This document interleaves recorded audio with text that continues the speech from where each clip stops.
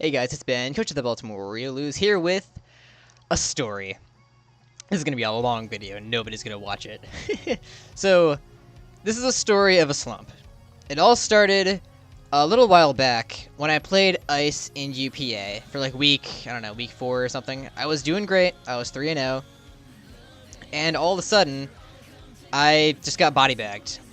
And I was just shook after that game. And ever since that game, I had gone, I think, like 1-12 or something like that in my following 13 Draft League games, excluding Summer Showdown. And, of course, that includes CPL. So you'll notice I haven't uploaded for CPL in a while. That's for a couple of reasons, like with school and stuff, I haven't had a lot of time. And also, not wanting to. But I told myself I would finish out the entire season, I would record the whole thing, I wouldn't stop in the middle like I have in the past. I'm going to record this entire season and upload it all. That includes losses. So I'm not exactly doing so hot. Not going to say what my record is, but you'll find out soon enough. So this video is going to be weeks 2, 3, and 4, I believe. My week 5 game will be separate, probably. And my week 1 game is already up, yeah. So let's talk about the team I built for Pablo. I didn't spend a lot of time building for this game because this was right in the middle of Summer Showdown. I was more concerned about how well I would do in brackets than how well I would do in CPL. So, Pablo's team, I'll just briefly go over this. He made some transactions. His team was like Mew, Tapu Bulu, Rotom-Wash, Scizor, Umbreon, Aggron, Glaceon, Mega Medicham, Hawlucha, Heatran, Mismagius, and Togedemaru. So this was the team I had. Physical Coco with Zap Plate just to get more damage out of the Wild Charge. Nidoqueen with like 4 coverage moves. They all really bopped his entire team. Physically defensive Tangela for like the Bulu, but most importantly for the Mega Medicham. Speckless Cephalon because he doesn't have a switch in. Terrakion because powerful, and Raichu because powerful. That was basically my thought process in building this team. So let's hop right into the game. Like I said, I'm going to be doing like 3 games in this video, so I do want to kind of make this fast. So Pablo brings the Mega Medicham, Glaceon, Heatran, Rotom-Wash, Bulu, and Hawlucha. Kind of surprised to see the Glaceon, as I did not prep for that in the slightest. And he is going to lead it against my Nidoqueen. I'm going to GTFO because I don't want to take an Ice Beam. Blastoise my only resist, so I'm going to send that in. Now I'm going to predict him to go into Heatran as I go for a Shadow Ball, and Blastoise drops turn 2. Okay. So now I got to go into Raichu. He's got the minus Def drop, so he doesn't really have a safe switch into the Raichu. So I'm going to go to a free Specs Volt switch, as that does reveal to be a very bulky Rotom. So I get a free switch into Coco here. This Rotom's going to drop to the Wild Charge because he didn't really have a switch in. Now he's going to go into the Heatran, and he does reveal to be Scarf. I did risk Coco there. Now I'm going to go into Tangela, because of course I know he's Scarf and he's locked into Earth Power. And I was going to go for a Stun Spore as he goes into Medicham, which is really sweet. So I'm going to stay in since this is my Medicham check, so there's no point in me switching out. So now he goes for an Ice Punch, that does nothing. I'm going to go for another Stun Spore predicting... Wait, what? Okay, I went for a Stun Spore predicting a switch, but he's going to stay in, so I'm going to get Frozen and then Thaw. That's right, and then I go for the Leech Seed. Now I got a GTFO. I believe I pulled the switch into Raichu here. Yeah, I didn't take a lot of damage from the Ice Punch. Now, I believe... I predict him to... I think something important happened on this turn. I pulled a double scouting for the Bullet Punch. Yeah, that's it. I pulled a double scouting for the Bullet Punch, as he does get fully paralyzed, so I don't know if he'll have Bullet Punch or not. He showed me his stats after the game. He did not have Bullet Punch, so that full para is kind of huge. I go for the free Earth Power there, and I'm going for Focus Blast here, which would have killed the Glaceon.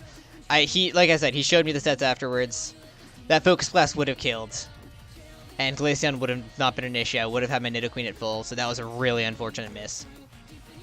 But that's the risk with Focus Blast, just part of the game. So now I'm going to go Terrakion, as that is kind of a free play, as he's going to go into Bulu on the Close Combat. I don't know why I went for Close Combat instead of Stone Edge. I guess in case he wanted to sack Glaceon, I didn't want to risk the miss. So I'm going to go to Tangela, as that can like sponge hits from this thing.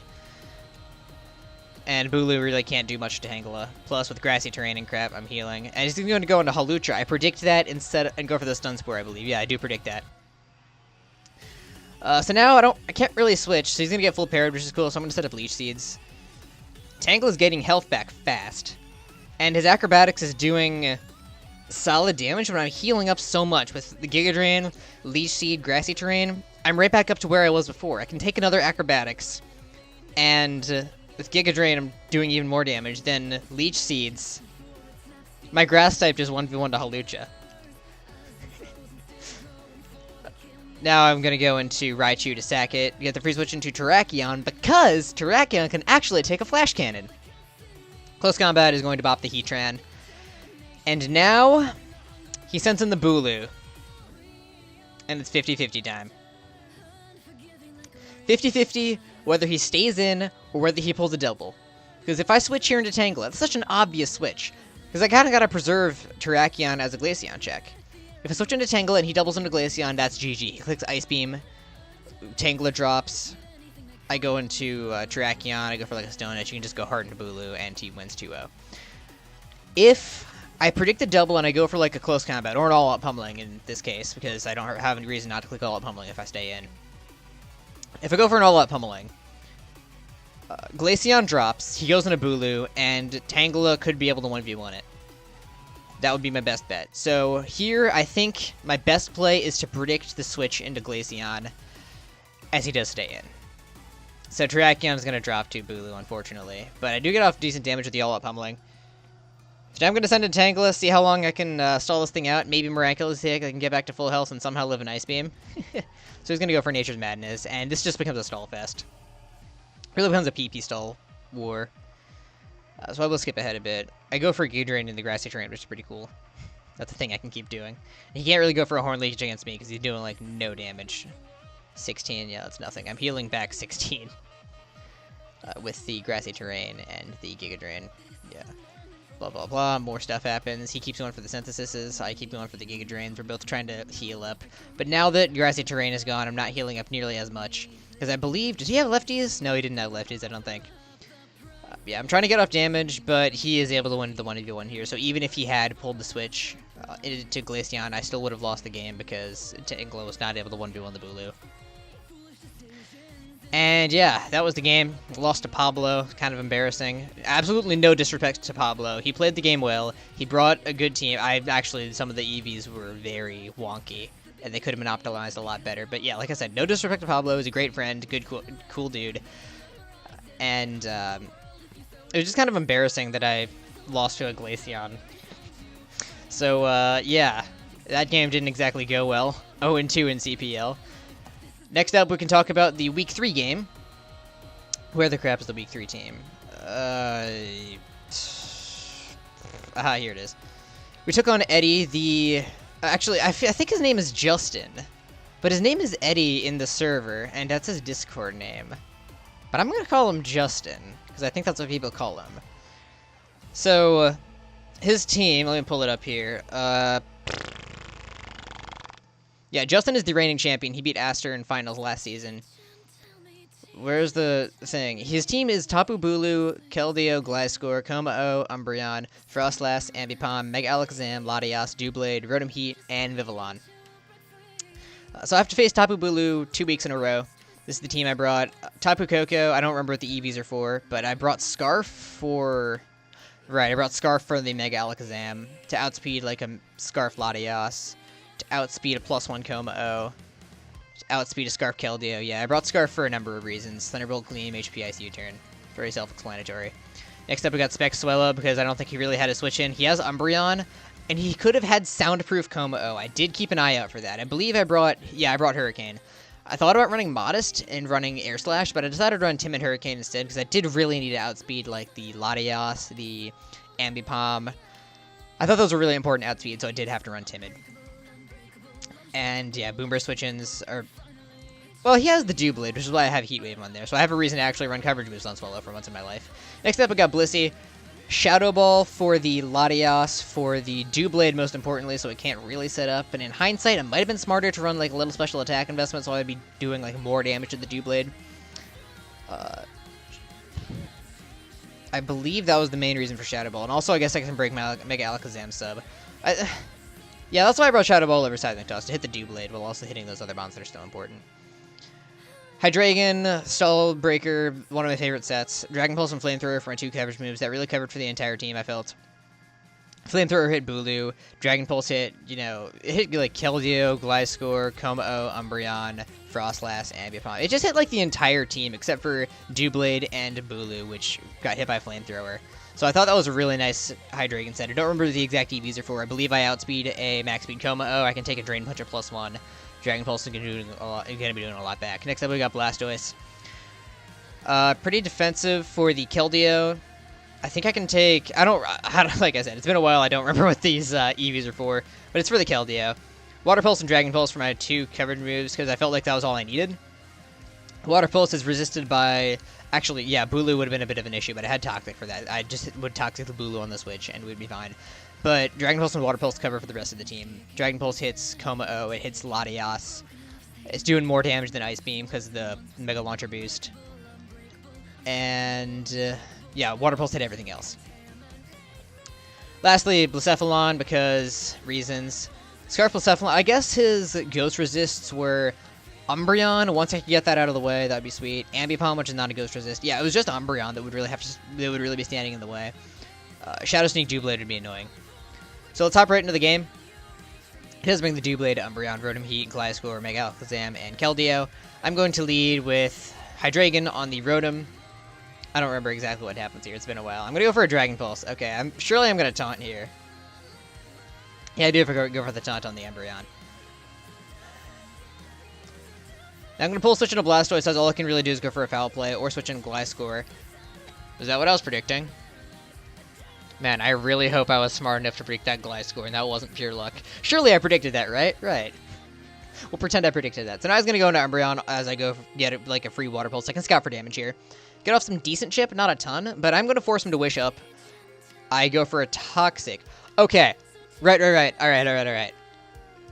Interesting stuff happened that turn. So, I went for a Toxic, and he didn't get the Synchronized thing off. That means he's Inner Focus, which actually makes sense, because I have Jirachi on my roster. Inner Focus Umbreon is a great check to Jirachi. And I think I totally forgot about that in prep, but it didn't really matter, because I didn't bring Jirachi anyway. So, yeah. That is a thing that happened. I think at the time I was like, okay, I'm going to go for a Toxic. I'm going to get Toxic myself, but that's okay. I don't really mind as long as Umbreon is on a timer. So that was the goal there. And Water Pulse, I was able to scout for damage. And like I said, I'm going to force him to Wish Up. He's going to be put on the back foot, and that's basically the goal here. So I believe I go for a Water Pulse again here. Yeah, I go for the Water Pulse. I get a Confusion, and he hits himself. He takes more Toxic damage. I mean, that's not how I want to win a game. Granted, the game is far from over, but... Oh yeah, he hit himself again. That was really stupid. I mean, it's just part of the game we play, but... I'm going to go for a Heat Wave here, predicting the potential Doublade switch, but he is just going to sack off Umbreon, so I do take unnecessary damage on Swallow, so he gets a free switch into Rotom Heat here. So I have to go into Hydra, as I believe he goes for the Volt Switch. Yeah, he's going to go for the Volt Switch to deal momentum, so that was actually kind of stupid that I went for the Heat Wave. So now I was going to go to Keldeo, and I am Chople Bear, and he didn't bring the Como-O, so I may as well use the Chople Bear for something. So I'm going to break the sub, as I'm going to go for a Calm Mind. Sub Calm Mind 2 attacks Keldeo. So I'm going to keep going for Dragon Pulses, but this is when I realize... Actually, I should pause this here. I believe it was this turn. It was this turn. I was thinking, if he goes... No, after the Calm Mind has been set up, yeah. Here I was thinking, if he goes on the offensive, he's going to go for the Sacred Sword, because he's going to think that, that one-shots. So I could go Harden Blacephalon, and... maybe I thought I killed from that range with Shadow Ball? That can't be right. Maybe... I don't remember exactly what my thought process was, but I considered going Hard Blacephalon. Maybe it was later in the game that I wanted to go Hard Blaze, but... Maybe it was Hard Coco. Maybe I thought about going Hard Coco here on the Sacred Sword, because I could use that up, so... I figured I would go into Blissey, sack it, then get a free switch. So that's what I'm going to try to do here, is it does go for a Scald, which is a great play. That really covers for the switches, and he didn't really have a reason to... Well, obviously, he had a reason to go for the Sacred Sword to bop Hydreigon, but... Scald was a great play, because that covers for my switches, and even if I stay in, he doesn't really lose much, because I'm not doing much to him. He knows that Hydra is essentially setup fodder for it, so Scald is a really good play there. And now... There's a Blissey, man. That's free setup fodder for the Keldeo. So here I predict him to go for a sub. And instead he just goes for the Sacred Swords, as well as going to drop. Because if he had gone for the sub there, would have gotten off a free, like, Hurricane or Boom Burst. Boom Burst would have been a lot smarter, because that bypasses the sub, what am I saying? So, here I'm going to go into Coco, because momentum. And he is going to be forced to pull a switch into Rotom Heat here. Do I just go for the Thunderbolt? Yeah, I go for the Thunderbolt. I'm not messing around with Keldeo. So I do lose a lot of momentum. That was kind of a stupid play in hindsight. He just gets another free Volt Switch, and he goes right back out into Keldeo. In fact, wow, I was really playing around this Keldeo sloppily. So now I reveal Chople Berry, and I'm going to have to do more damage with the Dragon Pulse. And he's forced to Sacred Sword again, I believe, or Secret Sword again, yeah. So now I can go into Blaze, as Shadow Ball bops it. And I believe here I calced it wrong. Or maybe I don't know, I think I messed it up in the calc, because I thought Shadow Ball would be a 2-hit KO on the Rotom Heat. But apparently it just barely wasn't because of lefties. In fact, maybe that's where I went wrong. I forgot that he had lefties, so... Rotom is indeed able to take 2 Shadow Balls, and I do want to keep Blacephalon healthy, so we can take 1 Shadow Sneak from Doublade, so we might be able to sweep later. So now stuff happens, I go back into Blacephalon, and I think I'm just gonna...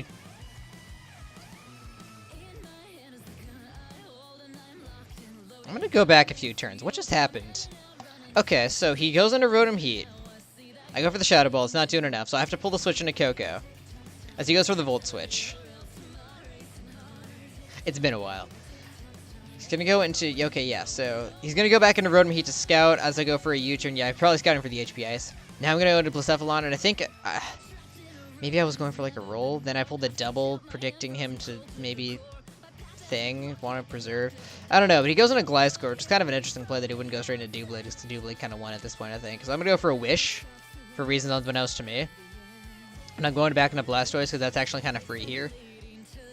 So Blastoise is in, I can go for a Water Pulse, I can go for a Rapid Spin. And I believe I go for a Water Pulse, predicting the Rotom Heat to come in. Yeah.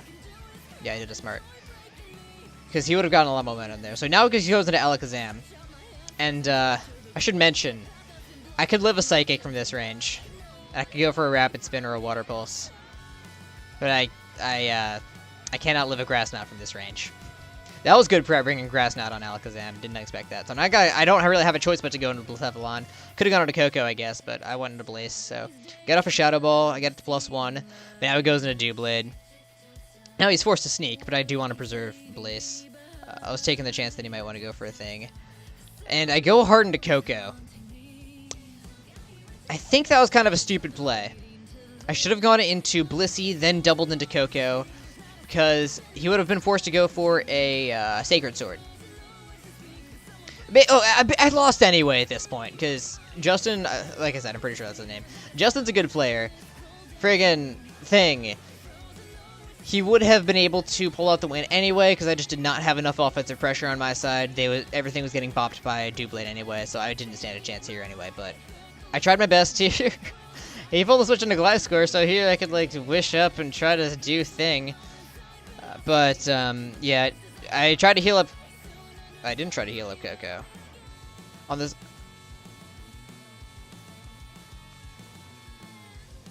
I'm really questioning these plays. Hold on. What was I doing? So I didn't try to heal up Coco. Maybe I was expecting him to predict me to go into Coco. But if I had healed up Coco there, I could have gone for... No, because then he could have gone Gliscor, and I could have predicted that. And that would have been... Yeah, I think I lost here anyway. It's just some of the plays are a little questionable. Regardless, I'm going to just try to chip it down as best I can. Maybe by some miracle, Coco can live a +2 sneak after rocks, even though it definitely can't. So yeah, he's going to clean up here with Doublade, and that's going to be a GG. So, 0-3 in CPL. Yay. So let's hop into Week 4. Where is my Week 4 team? Here it is. I did make some transactions. Brendan dropped from the league, which made me sad, because he's like one of my best friends, and he didn't feel like playing in this league anymore. So I don't get to play him later on in the season. So Brendan dropped, and his replacement dropped Megalop. So I see a Megalop on the board, I am picking it up. So I dropped Mega Blastoise for Megalop, and I also dropped Gligar for Clawitzer, because I needed a water type to replace Blastoise, and I didn't really like Gligar, but in hindsight, maybe Gligar fits my playstyle better, because it's a good stall breaker, good hazard setter, good hazard remover, it has Earthquake and crap, good stuff. Maybe Gligar is better for me than I thought, but I don't know. I guess we'll never know. So let's look at the matchup. Where is CB's team? Yeah, we're taking on CB week 4. I'm 0-3, really looking for a win. Very disappointed in myself for starting off 0-3. Here's his team. Volcarona, Azumarill, Hydreigon, Gliscor. Gotta face another Gliscor. Roserade, Hitmontop, Kamala, Mega Diancie, Zeraora, Bronzong, Dusclops, and Cloyster. Megalop. I brought Facade because he has a lot of potential status mons. He could have, like, Flame Body Volcarona that could burn me. He could have, Will-O-Wisp on Dusclops. I could try to bait that. Toxic on, like, his entire team. And I kind of wanted to bait status on Megalop so I could get off the Facade and get even further boosted damage. Pup, Drain Punch, and return to bluff not having Facade. And, you know, to click it under all other circumstances. Drain Punch is nice for sustain. And, I mean, it's good damage. And stuff. Is there a reason I brought Drain Punch over High Jump Kick? I mean, I guess... He did have a number of things that could... I don't know. I brought Drain Punch, okay? Don't question it. Next up, we got Sabu Coco. Modest Zap Plate Thunderbolt, man. It just does so much damage. His resists are Roserade, which I feel like he can't bring because it's hard-walled by Blissey, except he could bring Spikes and Spike Stack me because I don't have good hazard removal, especially now that I dropped Blastoise and Gligar, which I didn't really think about in prep. Oops. So, the Coco set, yeah, the Thunderbolt, Gleam, HP Ice. HP Ice is still doing really good damage to Roserade. Other things that resist Thunderbolt include Hydreigon. That doesn't want to take a Dazzling Gleam. Gliscor does not want to take an HP Ice.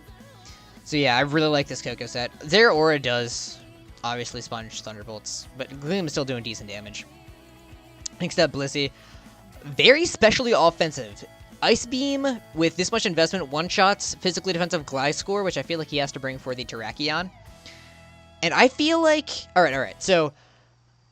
I've always loved EV optimization, and optimizing EVs as best as possible. And I think, and I've always thought this, Blissey does not really need HP investment, and it has so much special defense anyway, it doesn't really need special defense investment either. Really just needs physical defense investment, doesn't need the Bold Nature, because the Bold Nature doesn't really boost its defense by all that much.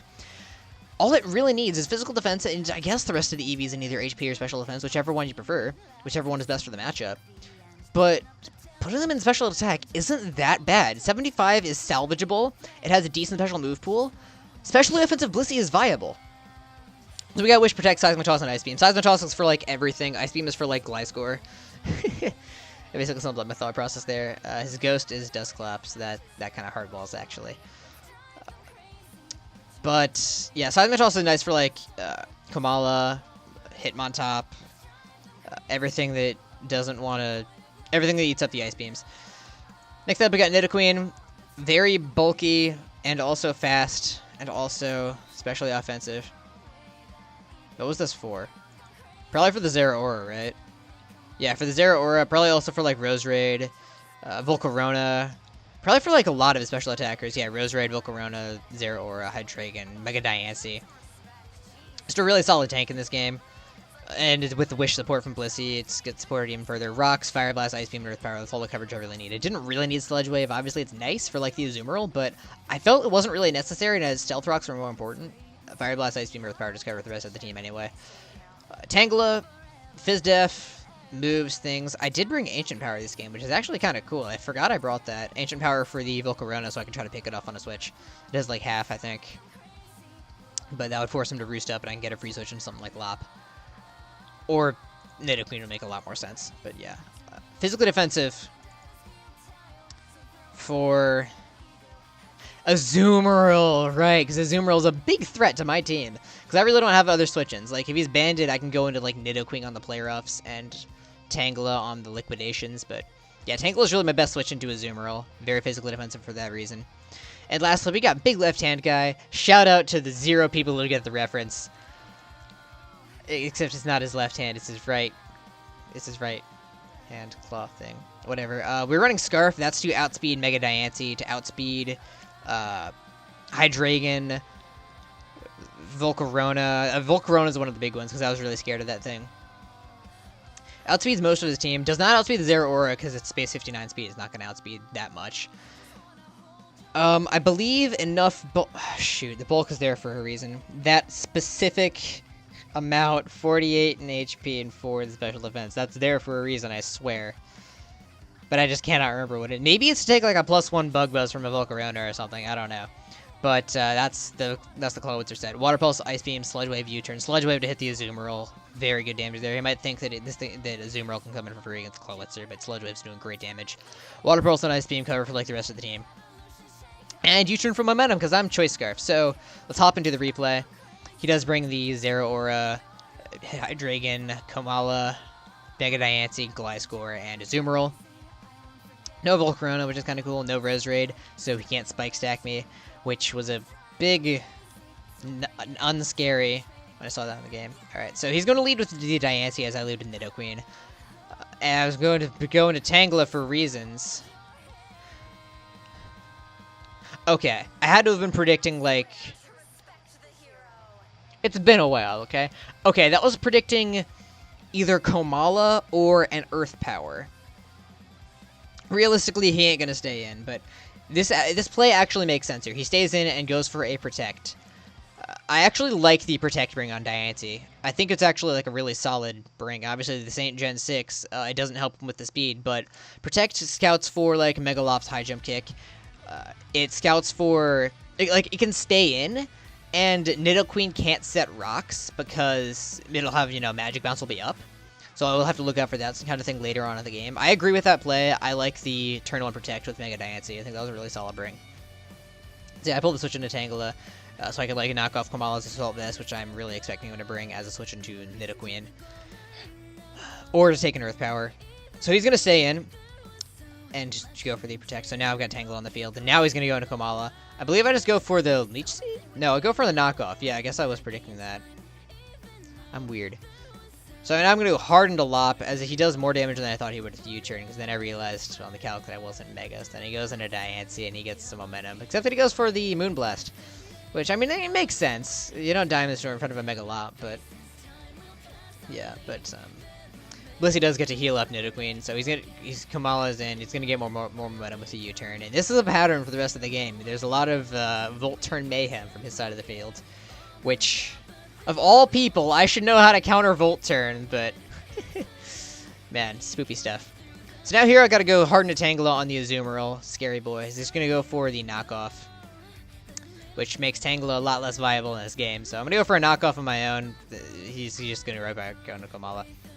Now I'm going to go for a U-turn into Diancie. On my Leech Seeds, Magic Bounce in the back. I'm not affected by my Leech Seeds. So I'm going to switch back out into Blissey, get some health back with Tangela, and try to maybe possibly make it an Azumarill switch in. Also, I guess I should mention, the knockoff damage from Azumarill, that was banded. That's really good intel for later on in the game. You'll see later. So now I'm going to pull a double into Coco, as he is going to go for Diamond Storm.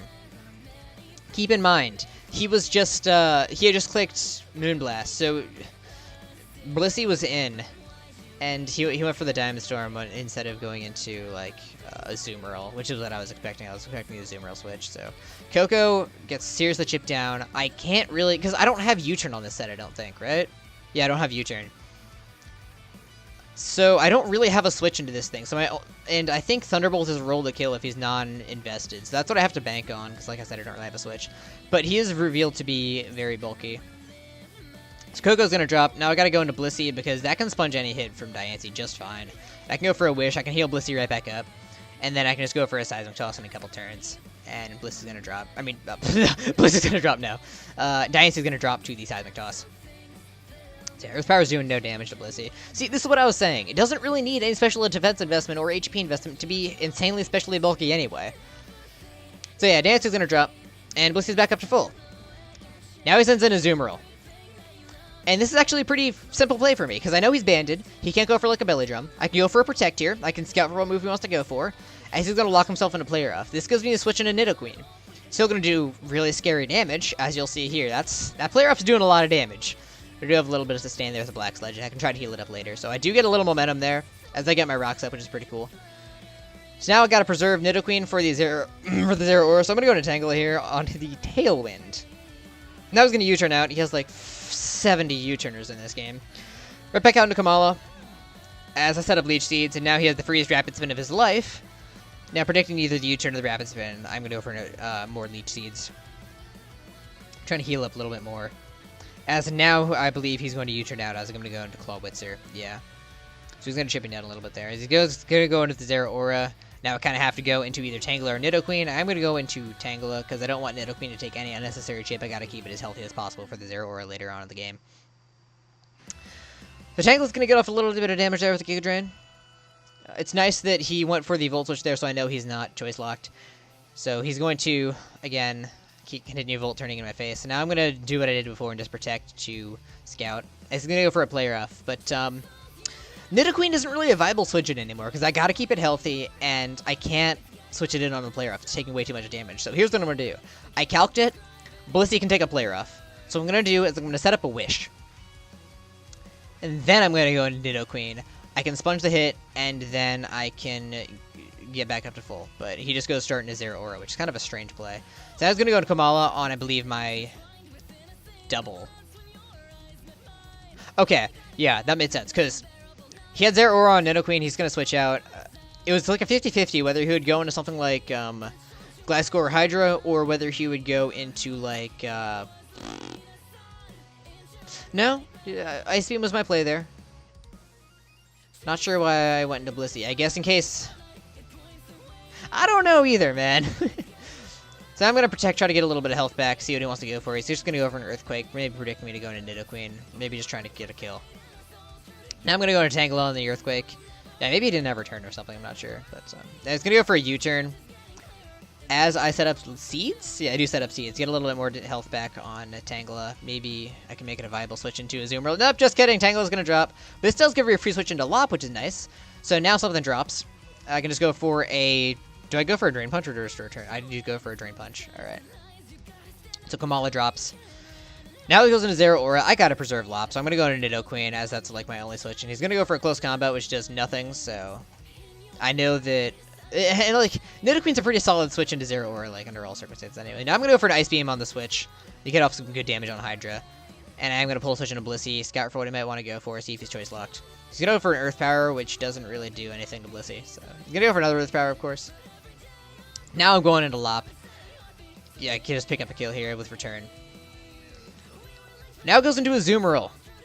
And I can't exactly scout for what he wants to lock himself into. So... At this point in the game, I realize Nidoqueen 1v1 Zeraora. Clawitzer 1v1's the Gliscor. I can win this game. It's a matter of playing with my Mons well. Don't take that out of context. So I think my best play here is to sack Lop, because it's not going to be able to 1v1 Zeraora anyway, and Gliscor is very physically defensive. I can't really do anything to that. So sacking Lop seems like my best play. I'm going to get up for a return, go for as much damage as I possibly can. Liquidation is going to pick up the kill. So now I'm going to go into Nido... Okay, yeah, I go to Nidoqueen because I know I'm going to outspeed. I believe I did speed creep Azumarill, yeah. That's what the EVs were for. See, I'm smart sometimes. See, I did creep Azumarill, so I'm going to go for a free Earth Power here, finish off the Azumarill. And now things are getting sketchy. He's going to go into the Gliscor here. My play is to go into Clawitzer because I can take an Earthquake. So, of course, I'm Scarf, so I gotta go for the Water Pulse here. Or the Ice Beam, but Water Pulse makes more sense as that does one-shot Gliscor. But he's at full, so if he's specially defensive, it's a roll to kill, but he's gonna pull the switch into Zeraora on the Water Pulse. Now, it's kind of a 50-50. At the time, though, I was very, I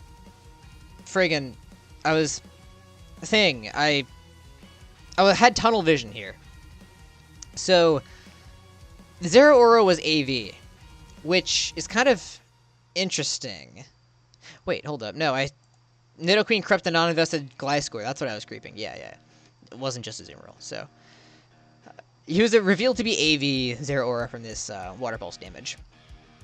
So now it's a 50-50 whether I go into Nidoqueen on the Zeraora to preserve Clawitzer for the Gliscor, or whether I sack Clawitzer, go into Nidoqueen, go for like an Ice Beam, then go for an Earth Power, then go for another Ice Beam. It would come down to whether Nidoqueen can either take an Earthquake or outspeed. I believe he was fairly offensive Gliscor. He said he was adamant nature, a lot of attack investment, so he would have been able to kill Nidoqueen if he outsped. I don't know if he had any speed investment. I don't think we talked about that after the game. So here I'm thinking, okay, I stack Clowitzer, I go into Nidoqueen, I can 1v1 Zero Aura with ease, and then I did Speed Creep and non-invested Gliscor, and I might be able to take an Earthquake from a non-invested thing. So I'm going to stay and go for the Water Pulse as he pulls a double into Gliscor, predicting the switch into Nidoqueen. You could say that's a choke, and that's what a lot of people are saying in chat, I think. But I understand the play. But I do believe, well, obviously hindsight is 20/20. It's easy for me to say, but it made sense for me to... Well, it was like a 50-50 to be honest, but I didn't really see the two options. I just kind of was like, okay, Clowitzer, you can die, Nidoqueen, do things. So he pulled out a win, finally. 1-3 in CPL. So finally we win a game. It only took 4 weeks, but we did finally pull out a win. So we're 1-3. Hopefully now we can start to bounce back. We got Lop on the team. We got Clowitzer. Maybe we're going forward. So thank you guys for watching weeks 2, 3, and 4. How long is this recording? That's actually not bad. I didn't have to rush to that much. All right. So thanks for watching. See you next week. And by next week, I mean I don't know when I'm going to record the thing. Actually, I already have it recorded. It's a matter of uploading it and making a thumbnail. See you soon for week 5 versus Chew. Where's the end recording button? There it is.